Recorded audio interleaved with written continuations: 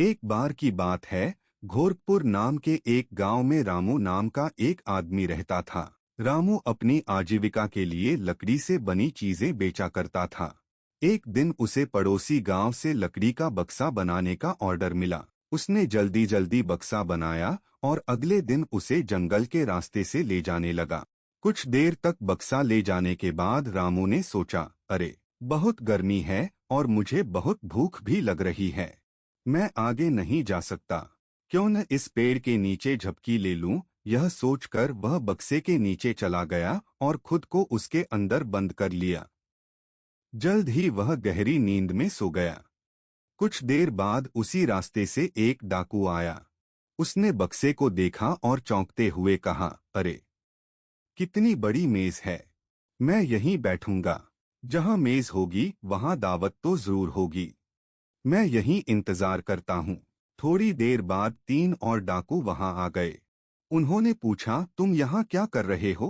पहला डाकू बोला, अरे तुम देख नहीं सकते, मैं एक मेज पर बैठा हूँ। दूसरा डाकू बोला, तुम्हें अपना समय बर्बाद नहीं करना चाहिए। पहला डाकू बोला, मैं बेकार नहीं बैठा हूँ, मैं दावत का इंतजार कर रहा हूँ। दावत? तीसरे डाकू ने हैरानी से पूछा। पहले डाकू ने समझाया, हाँ, तुम्हें नहीं पता, जहाँ मेज होती है वहाँ देरसवेर दावत तो होती ही है।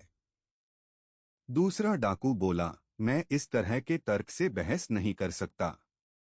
तीसरे ने कहा, तो चलो दावत करते हैं। मेरे बैग में एक चिकन है। दूसरा बोला, मेरे पास फल और कुछ चावल हैं। तीसरे ने उत्साहित होकर कहा, और मेरे पास मिठाइयाँ हैं। फिर वे सब साथ बैठ गए और खाना खाने लगे। खाते खाते अचानक एक ने चिल्लाकर कहा, रुको, यह आवाज कैसी थी? दूसरे ने डरते हुए कहा, यह आवाज तो मेज के नीचे से आ रही है। फिर से आवाज आई।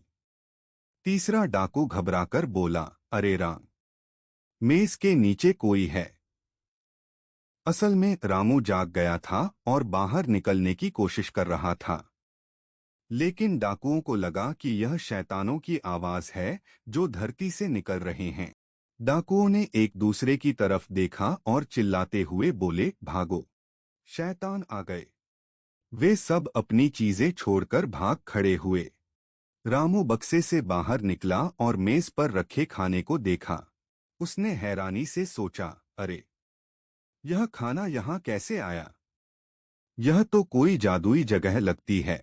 लेकिन कौन परवाह करता है? उसने आराम से बैठकर खाना खाया।